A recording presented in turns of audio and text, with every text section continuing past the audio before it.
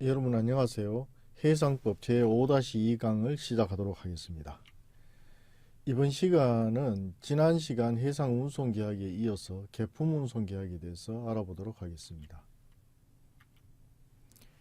계품운송계약은 운송인이 개개의 물건을 해상에서 선박으로 운송할 것을 인수하고 송화인이 이에 대하여 운임을 지급하기로 약정함으로써 그 효력이 생기는 계약입니다.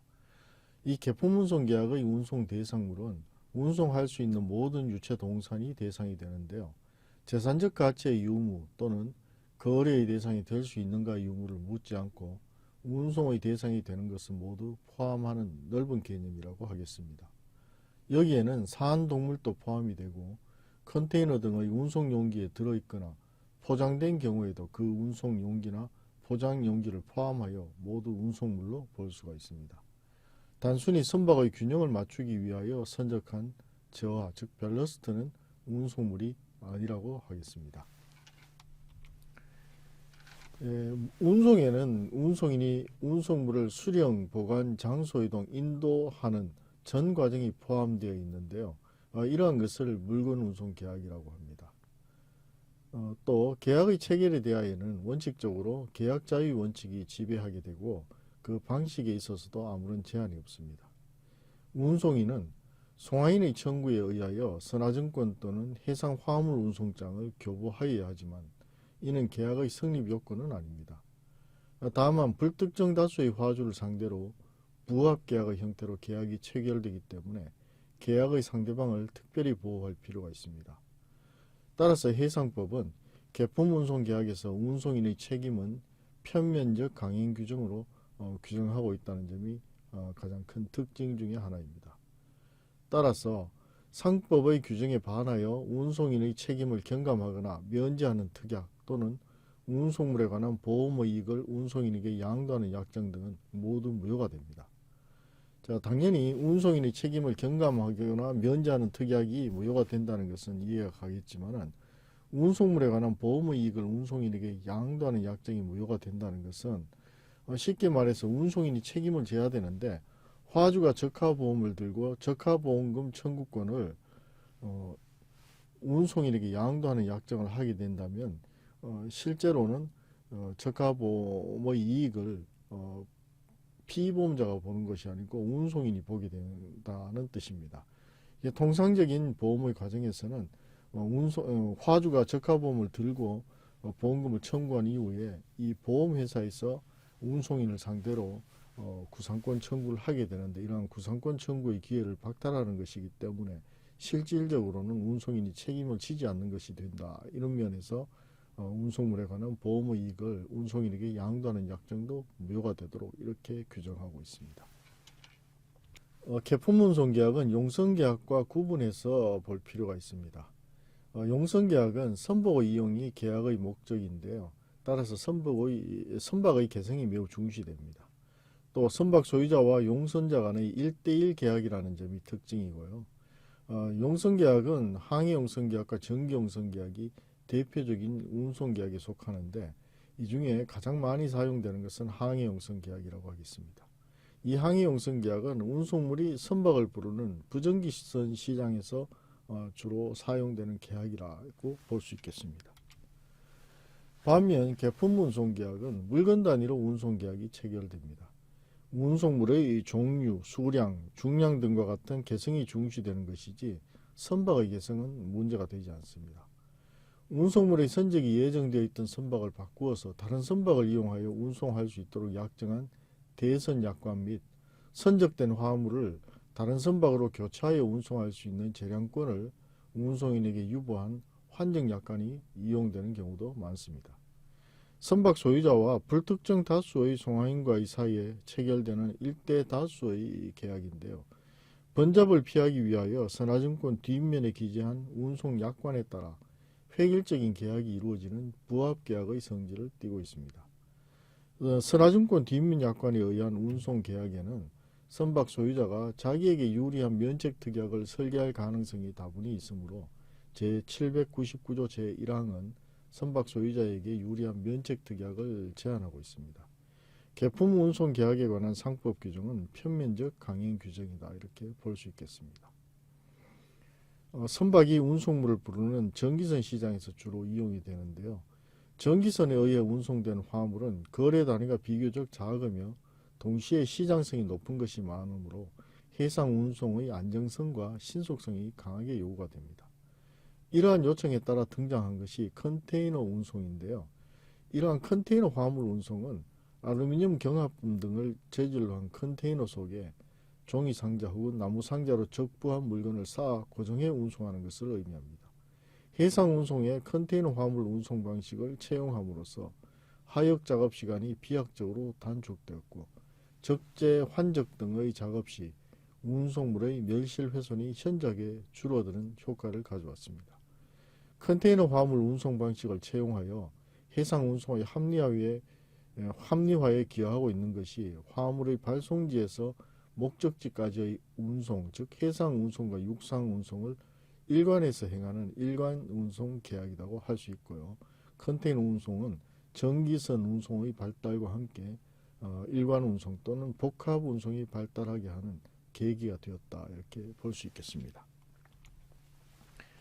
관련된 대법원 판례를 한번 보겠습니다.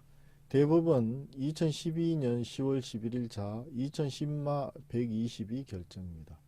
매도인과 매수인이 본선 인도 조건으로 수출입 매매 계약을 체결하면서도 매수인이 선복을 확보하지 않고 매도인이 수출지에서 선복을 확보하여 운송계약을 체결하되 우님은 후불로 하여 우님 후불로 된 선화증권을 발행받아 매수인이 수하인 또는 선화증권의 소지인으로서 화물을 수령할 때 운송인에게 우님을 지급하기로 약정한 경우 특별한 사정이 없는 한 매수인이 매도인에게 자신을 대리하여 운송계약을 체결하는 권한을 부여하여 운송계약을 체결한 것으로 보아야 하므로 운송계약의 당사자는 해상 운송인과 매수인이다. 이렇게 판시하였습니다. 다음은 계품운송계약의 성립과 종료에 대해서 알아보겠습니다. 먼저 계약 당사자에 대해서 알아보겠는데요. 계품운송계약에서 계약 당사자는 운송인과 송화인이 되겠습니다. 여기서 운송인은 해상 물건 운송을 인수하는 자를 의미하는데요. 자선 의장자인 선박 소유자 외에도 선체 용선자와 운송인의 개입권을 행사한 운송 주선인도 이러한 운송인이 될 수가 있습니다. 재운송계약의 형태로 계품운송계약이 체결될 때는 용선계약상의 용선자가 제3자와 계품운송계약을 체결함에 있어서는 운송인의 지위에 서게 되므로 이러한 의미에서는 전기용선자와 항해용선자도 계약상 운송인이 될 수 있다. 이런 면에서 계약운송인이라고 볼 수 있겠습니다. 전기용선자가 운송인이 되는 경우로는 일시적인 선박의 부족을 메우기 위하여 전기선 운항자가 타인이 운항하는 선박을 일시적으로 전기용선하여 이를 자기의 전기운항 노선에 투입하는 경우를 들 수 있겠습니다. 항해용선자가 재운송인이 되는 경우는 자기가 용선한 선박의 운송 서비스를 이용하여 제3자와 계품운송계약을 체결하는 일회성 계약이 대부분이기 때문에 흔히 발생하는 경우는 아닙니다. 다음은 송화인에 대해서 알아보겠습니다. 송화인은 운송인에게 운송을 부탁하는 계약의 상대방입니다. 운송인의 상대방 당사자인 운송 위탁자는 일반적으로 물건 매매 계약의 매도인이 되겠지만 매매 계약 조건에 따라서는 매수인인 경우도 있습니다. 운임 포함 조건인 CNF 조건으로 수출입 매매 계약이 체결된 경우에는 당연히 매도인이 운송계약의 당사자가 되겠지만 본선 인도 조건, 즉 FOB 조건으로 수출입 매매 계약이 체결된 경우에는 매수인이 운송계약의 당사자가 됩니다. FOB에서도 실제로는 운송계약을 매도인이 체결하는 경우가 있는데 이것은 매도인이 매수인의 대리인의 자격으로 계약을 체결하는 것입니다. 선화증권의 송화인란을 기재함에 있어서는 반드시 운송계약의 당사자만을 송화인으로 기재하여야 하는 것은 아닙니다. 광의의 화주를 송화인으로 기재할 수도 있으므로 선화증권에 기재되는 것만으로 그 선화증권에 의한 운송계약의 상대방이라고 단정할 수는 없습니다. 운송계약의 당사자는 아니지만 계약에 관계되는 자로는 운송주선인, 선적인, 수하인 등을 들 수 있는데요. 운송주선인은 자기 명의로 운송의 주선을 영업으로 하는 자입니다. 그런데 운송주선인이 개입권을 행사하게 되면 운송인의 지위를 취득하게 되는 것이고, 개입권을 행사하지 않았다면 단순히 운송주선인으로서 역할을 하게 됩니다. 또 선적인은 운송인과 송화인 간의 운송계약을 근거로 하여 자기 명의로 물건을 선적하는 자를 의미합니다. 이때 선적인은 보통 송화인 또는 거의 대리인이지만 물건의 매도인, 운송주선인, 위탁매매인 그 밖에 단순한 수탁자인 경우도 있습니다. 다음은 수화인인데요. 양육항에서 운송물을 수령할 수 있는 자로서 선화증권에 지정된 자 또는 운송물을 수령할 수 있는 자로 지정된 자입니다. 또 통지수령인이라는 개념이 있는데요. 운송인이 운송물의 도착을 알려야 할 통지수령인을 정할 수 있는데, 상업신용장을 발행한 은행이 미리 지급한 물건 대금의 상환을 확보하기 위하여 자신을 수화인으로 정하고 실제 수입업자는 통지수령인으로 정하는 상관습에 따른 것입니다. 통지수령인은 운송계약의 당사자는 아니지만 위와 같은 무역 실무를 반영하여 상법에서는 운송인이 선화증권에 기재된 통지수령인에게 운송물에 관한 통지를 한 때에는 송화인 및 선화증권 소진과 그 밖의 수화인에게 통지한 것으로 간주하게 됩니다. 다음은 계품운송계약의 체결에 대해서 알아보도록 하겠습니다. 계품운송계약은 원칙적으로 계약 체결 자유의 원칙이 적용이 됩니다. 법령에 의한 제한이 없는 한 계품운송계약은 자유롭게 체결할 수 있는데요. 특히 범선 시대에는 해상운송계약을 주로 선장이 직접 체결해 왔습니다. 오늘날에는 운송인의 본점, 지점, 대리점, 운송주선인, 운송중개인 등을 통해서 체결되는 것이 일반화되었고요. 특히 운송주선인은 운송인 또는 화주로부터 계약의 체결을 위탁받아서 운송인 또는 화주의 계산으로 자기의 명의로 운송계약을 체결한 자를 의미합니다. 여기서 운송중개인은 주로 운송인을 위하여 운송계약의 중개 업무를 하는 상사중개인인데요. 그 외에 선박 소유자 등의 대리인인 경우도 있고, 선장에 가름하여 법률행위의 대리권을 가지는 경우도 있고, 계품운송계약을 중개하는 적하중개인도 있습니다. 그러나 대부분 운송중개인은 계품운송계약보다는 용성계약에서 주로 이용되기 때문에 실무에서는 차트링 브로커라는 용어를 사용하고 있습니다. 다음은 낙선분료식 계약의 성질을 가지고 있습니다. 해상운송계약은 청약과 승낙의 합치로서 성립하나 그 내용, 방식은 원칙적으로 자유로운 낙선분료식 계약입니다. 계품운송계약은 선화증권의 뒷면 약관을 이용한 선화증권 계약의 형태로 계약 체결이 추정되는 부합계약입니다. 당사자는 운송계약에서 약관을 특정하고 그것을 계약 내용으로 편입하는 취지의 합의에 해당이 되는데요. 선화증권은 계약의 체결과 그 내용에 대한 추정적 증거력을 가지는 유가증권에 불과합니다. 해상화물운송장도 선화증권과 마찬가지로 운송인이 운송물을 수령한 후에 송화인의 청구에 의하여 발행할 수 있는 운송증서입니다. 그러나 이들 증서의 발행이 운송계약의 성립 요건이 되는 것은 아닙니다. 다음은 부합계약성과 편면적 강행규정성에 대해서 알아보겠습니다. 부합계약의 성질을 띠고 있으므로 운송계약의 상대방인 송화인 등을 보호하기 위해서 운송인의 책임에 대하여 편면적 강행규정으로 규정하고 있습니다. 계품운송계약을 체결할 때 제794조의 가망능력 주의 의무, 제795조의 운송물에 관한 주의 의무, 제796조의 면책 사유, 제797조의 책임의 한도, 제798조의 비계약적 청구에 대한 적용에 위반하여 운송인의 의무 또는 책임을 이들 규정보다 경감 또는 면제하는 당사자 사이의 특약은 효력이 없습니다. 운송물에 관한 보험의 이익을 운송인에게 양도하는 약정 또는 이와 유사한 약정도 역시 효력이 없습니다. 다만 위험성이 아주 높은 사안동물의 운송 및 선화증권 그 밖의 운송계약을 입증하는 문서의 표면에 가판적으로 운송할 취지를 기재하여 실제로 가판적으로 행하는 운송에 대하여는 제799조 제1항의 규정을 적용하지 않습니다. 다음은 계품운송계약의 종료에 대해서 알아보도록 하겠습니다. 계품운송계약의 종료 원칙은 운송계약의 목적 달성, 즉 운송인이 운송물을 수화인 또는 선화증권의 정당한 소지인에게 인도하는 것으로 종료하게 됩니다. 다만 특별한 경우에 종료가 되는 법정 종료 사유가 있는데요. 이러한 법적 종료 사유로는 1.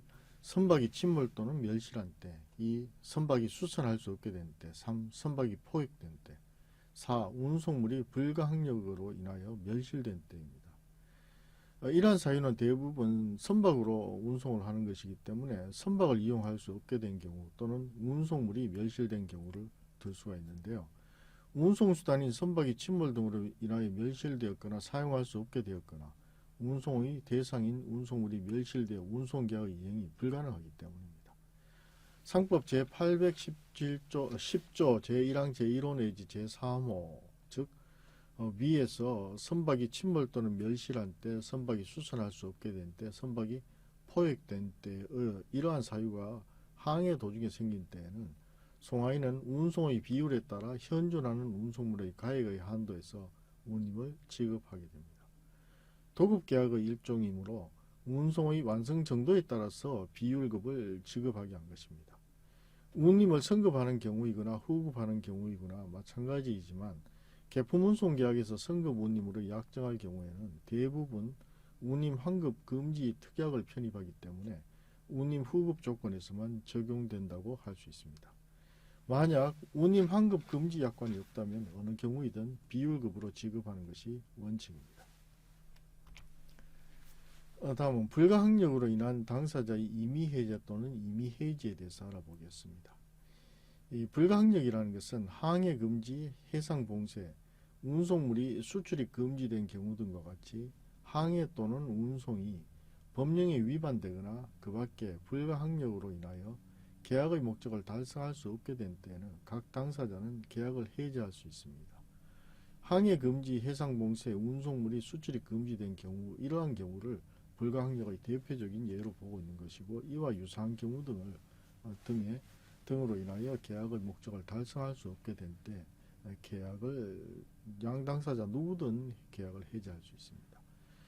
제811조 제1항의 사유가 항해 도중에 생긴 경우에는 계약을 해지한 때는 송하인은 운송의 비율에 따라 운임을 지급합니다. 즉 계약의 해제와 해지가 나누어지는 것은 이러한 운송계약이 개시되기 전에는 해제가 되는 것이고 운송이 이미 진행되고 있으면 진행된 것을 원점으로 돌릴 수는 없기 때문에 이 시점부터 계약이 해지된다 이렇게 규정을 하고 있는 것이고 또 도급계약의 성질상 운송 비율에 따라서 운임을 지급하도록 하고 있습니다. 다음 운임 환급 금지 약관을 넣는 경우가 대부분인데요. 운임 환급 금지 약관이 없다면 어느 경우에든 비율급으로 지급하게 되는 것이 원칙이라고 설명을 드렸습니다. 그런데 대부분 운송계약에서는 운임 환급 금지 특약을 편입하기 때문에 실무상으로는 운임 후급 조건에서만 적용이 된다. 이렇게 볼 수 있겠습니다. 즉 운임 선급 조건으로 대부분 운송을 하게 되는데 이때는 운임 환급 금지 약관에 의해서 비율급으로 지급되는 것이 아니고 운임을 환급하지 않는다는 것입니다. 반면 후급 운임 조건으로 계약이 체결되었을 때는 운임을 선급하지 않았기 때문에 이 불가항력일 경우에는 운임을 비율급으로 지급을 한다. 이렇게 이해를 하시면 되겠습니다. 다음은 대하선적권에 대해서 알아보겠습니다. 불가항력 또는 법정 사유가 운송물의 일부에 대하여 생긴 경우에는 송하인은 운송인의 책임이 가중되지 아니하는 범위 안에서 다른 운송물을 선적할 수 있습니다. 송하인이 대하 선적권을 행사하고자 하는 때에는 지체 없이 운송물의 양육 또는 선적을 해야 합니다. 그 양육 또는 선적을 게을리한 때는 운임의 전액을 지급하여야 합니다. 자, 이러한 경우는 송하인 측의 과실로 인해서 사유로 인해서 화물을 양육이나 선적을 하지 못하는 경우이기 때문에 이때의 책임은 송하인이 지게 되는 것이고 이러한 책임을 진다는 것은 운임 전액을 지급하는 것으로 대처를 하게 된다. 이렇게 볼 수 있겠습니다. 다음은 송하인의 의무에 대해서 알아보겠습니다. 먼저 운송물 제공 의무입니다. 이 송하인은 당사자 사이의 합의 또는 선적항의 관습에 의한 때와 곳에서 운송인에게 운송물을 제공하여야 합니다. 송하인이 이러한 때와 곳에서 운송물을 운송인에게 제공하지 아니한 경우에는 계약을 해지한 것으로 보게 됩니다. 이 경우 선장은 즉시 발항할 수 있고 송하인은 운임의 전액을 지급하여야 합니다. 개품 운송계약은 대부분 운항 형태로는 전기선 운송에 해당하기 때문에 운송인 측에서 운항 일시, 선적 및 양육항, 운송물을 수령할 수 있는 장소 등을 미리 공표하므로 이러한 곳에서 계약에서 정해진 일시에 운송물을 제공하게 됩니다. 당사자 사이의 합의 또는 선적항의 관습에 의한 때와 곳이라고 한 문구는 개품 운송 계약보다는 항해 용선 계약에서 사용되던 기존의 문구를 관행적으로 사용한 것으로 보입니다. 전기선 운송에서는 선박의 발착 일시와 장소가 사전에 공표되고 정해진 일정대로 항행하기 때문에 운송인과 사전에 계약된 터미널이나 창고 등에서 운송물의 수령과 인도가 이루어집니다. 선적항의 관습에 의한 때와 곳에서 운송물을 수령하는 경우는 찾기 어려우므로 이 문구에 특별한 의미를 부여하기보다는 당사자 사이의 합의에 의한 때와 곳의 의미를 부여할 수 있다고 하겠습니다. 다음은 운송서류 교부 의무입니다. 이 송화인은 선적기간 이내에 운송에 필요한 서류를 선장에게 교부하여야 합니다. 외항 화물의 경우에는 수출입 통관 절차를 거쳐야 합니다. 또 내국 화물일 경우에도 물건의 운송에 필요한 인허가나 절차상 필요한 각종 서류가 필요합니다. 이러한 서류는 개개 운송물을 탁송하는 송화인이 운송인에게 제공하여야 합니다. 다음은 운송인의 수령, 선적, 적부에 관한 의무에 대해서 알아보겠습니다. 1. 선박 제공 의무입니다. 송화인의 운송물 제공 의무와 운송서류 교부 의무에 대응하여 운송인은 운송계약에서 정한 선박을 선적지에서 송화인에게 제공해야 합니다. 즉 운송계약에서 송화인은 운송물을 제공해야 운송인이 운송을 할 수 있는 것이고요. 운송물을 제공하게 되면은 운송인 입장에서는 이 화물을 선적해서 운송할 수 있는 선박을 제공해야 합니다. 수령에서 인도까지 약관에 따라 운송물은 예정된 선박의 발착 시간표에 따라 운송인의 지점, 대리점 등으로 인도되어 선박에 선적하게 됩니다. 실제 전기선 운송에 있어서는 개품 운송 계약은 전기선 운송에 사용이 되기 때문에 전기선 운송에 있어서는 선박의 입항하는 항구 또는 이러한 항구에서 이 해당 선박회사 또는 선박이 사용하는 터미널이 이미 정해져 있기 때문에 이러한 터미널까지 또는 이러한 운송인이 지정해 놓은 창고까지 운송물을 인도하게 되면은 여기에서 운송인이 운송물을 수령해서 운송하는 형태로 이루어지기 때문에 이러한 것을 좀 넓은 의미에서 운송인의 지점 대리점으로 인도한다 이렇게 표현을 하고 있습니다.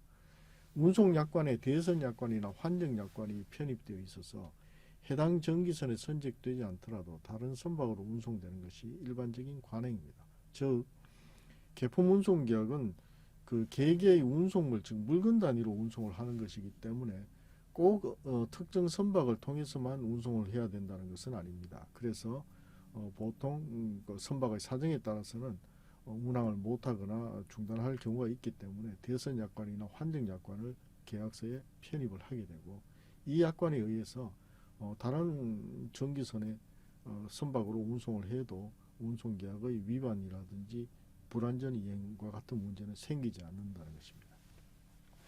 학설상으로는 운송계약에서 선박이 특정된 경우에는 운송인은 송화인의 동의가 있어야 선박을 변경할 수 있는 것으로 보는데 이는 선박의 개성을 중시하는 항해용선 계약이나 전기용선 계약에서나 있을 수 있는 일이지 개품 운송 계약에서는 흔하지 않습니다. 그러나 특정한 화물이 특정한 구조나 설비를 갖춘 선박에 의해서 운송되어야 한다고 할 경우에는 이러한 그 대선약관이나 환정약관을 사용하지 않았을 것이고요. 이러한 특약에 의해서 그 선박이 아니고 운송을 이행하는 것은 계약 위반이 될 수가 있습니다. 그렇지만 일반적인 개품 운송 계약, 즉 전기선 운송에서는 이와 같은 그 선박을 그 송화인의 동의를 받아야 선박을 변경할 수 있다는 것은 일반적으로 사용하지 않는 형태입니다. 다음은 운송물 수령 의무에 대해서 알아보겠습니다. 운송인은 운송계약에 따라 인도된 운송물을 수령할 의무가 있습니다. 운송물의 인도와 수령은 개품 운송 계약 또는 물건 매매 계약 조건이나 선적항의 관습에 따라 적당한 시기에 적당한 방법으로 하여야 합니다. 다만 위법한 선적물이나 위험물 등에 대해서는 수령을 거절하거나 포기할 수 있습니다. 다음은 운송물 선적 적보 의무에 대해서 알아보겠습니다. 운송인은 수령한 운송물을 선적하여 선내에 적절하게 적보할 의무를 지고 있습니다. 운송물의 수령은 통상 육상에서 행하여지며 수령한 운송물은 본선에 적재하여 저하 등을 활용하여 운송물을 선내에 계획적으로 배치하는 것을 적보라고 합니다. 운송물의 선적과 적보는 하역업자가 운송인과 도급계약을 체결하고 선내에서 작업을 수행하기 때문에 이들은 이행대행자인 선박 사용인으로서 송화인과의 관계에서 이들의 과실은 곧 운송인의 과실이 됩니다. 또 부적절한 선적 작업과 적부에 대해서 알아보겠습니다. 운송물 손상의 원인이 될 뿐만 아니라 선박의 안전에도 해를 끼치고 가막 능력에 중대한 영향을 주게 됩니다. 이러한 불량 적부는 불량하게 적부된 운송물 자체에 영향을 미치는 경우와 한 운송물의 불량 적부가 다른 운송물에 영향을 미치는 경우, 또 선박의 안정성을 위태롭게 하는 경우가 있는데요. 이 불량하게 적부된 운송물 자체에 영향을 미치는 경우는 순수한 불량 적부에 해당하며 운송물 관리 의무 위반 문제가 생기게 됩니다. 또 한 운송물의 불량 적부가 다른 운송물에 영향을 미치거나 선박의 안정성을 위태롭게 하는 경우는 운송물 관리 의무 위반과 가막 능력 주의 의무 위반의 경합이 문제가 될 수가 있습니다. 다음은 가판적 금지에 대해서 알아보겠는데요. 적부와 관련하여 특약 또는 관습이 있는 경우를 제외하고 운송인이 임의로 가판적하는 것은 금지가 됩니다. 운송물은 선창에 창고 안에 보관하는 것이 원칙이라고 보면 되겠습니다. 크린선화증권이 발행된 경우 운송물은 원칙적으로 선내 적부되어 운송되는 것을 의미하므로 개별 운송물별로 구체적 합의가 없이 가판적으로 운송하는 것은 운송계약 위반 문제를 발생하게 합니다. 가판적된 운송물에 대해서는 공동훼손 및 해상보험계약상 불이익을 받게 됩니다. 다음은 가판적 허용약관을 사용하는 경우가 대부분인데요. 영국법에서는 선화증권상의 가판적 허용약관의 효력을 인정하는 경우가 많습니다. 반면 미국법에서는 공공정책의 법리와 연계되어 가판적 허용약관의 효력을 매우 엄격하게 해석하고 있어서 가판적 운송은 법적인 항로 이탈로 보고 엄격한 책임을 묻고 있습니다. 컨테이너선과 원목 운반선 등에서는 오래전부터 가판적제가 관행으로 이루어지고 있고 선박의 설비도 가판적에 적합하게 갖추어져 있는 경우가 대부분이므로 거래의 현실을 무시할 수는 없습니다. 상법도 선화증권 그 밖에 운송계약을 입증하는 문서의 앞면에 가판적으로 운송할 취지를 기재하여 가판적으로 행하는 운송에 대하여는 운송인의 책임을 감경할 수 있음을 규정하고 있습니다.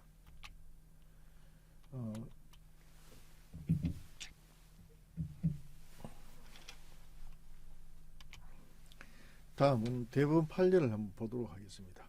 대법원 2017년 6월 8일 선고 2016-13109 판결입니다. 운송계약이 성립한 때 운송인은 일정한 장소에서 운송물을 수령하여 목적지로 운송한 다음 약정한 시기에 운송물을 수화인에게 인도할 의무를 지는데 운송인은 그 운송을 위한 화물의 적부에 관하여 선장, 선원 내지 하역업자로 하여금 화물이 서로 부딪히거나 혼합되지 않고 그리고 선박의 동료 등으로 손해를 입지 않도록 적절한 조치를 하면서 화물을 적당하게 선창이나 컨테이너 내에 배치하여야 하고 설령 적부가 독립된 하역업자나 송화인의 지시에 의하여 이루어졌더라도 운송인은 그러한 적부가 운송에 적합한지 여부를 살펴보고 운송을 위하여 인도받은 화물의 성질을 파악하여 그 화물의 성격이 요구하는 바에 따라 적부를 하는 등의 방법으로 손해를 방지하기 위한 적절한 예방조치를 강구하여야 할 주의 의무가 있다라고 판시하였습니다. 또 2003년 1월 10일 2000-70064 판결에서는 운송계약이 성립한 때 운송인은 일정한 장소에서 운송물을 수령하여 이를 목적지로 운송한 다음 약정한 시기에 운송물을 수화인에게 인도할 의무를 지는데 운송인은 그 운송을 위한 화물의 적부에 있어 선장, 선원 내지 하역업자로 하여금 화물이 서로 부딪히거나 혼합되지 않도록 그리고 선박의 동료 등으로부터 손해를 입지 않도록 하는 적절한 조치와 함께 운송물을 적당하게 선창 내에 배치하여야 하고 가사 적부가 독립된 하역업자나 송화인의 지시에 의하여 이루어졌다고 하더라도 운송인은 그러한 적부가 운송에 적합한지 여부를 살펴보고 운송을 위하여 인도받은 화물의 성질을 알고 그 화물의 성격이 요구하는 바에 따라 적부를 하여야 하는 등의 방법으로 손해를 방지하기 위한 적절한 예방 조치를 강구하여야 할 주의 의무가 있다라고 판시하였습니다.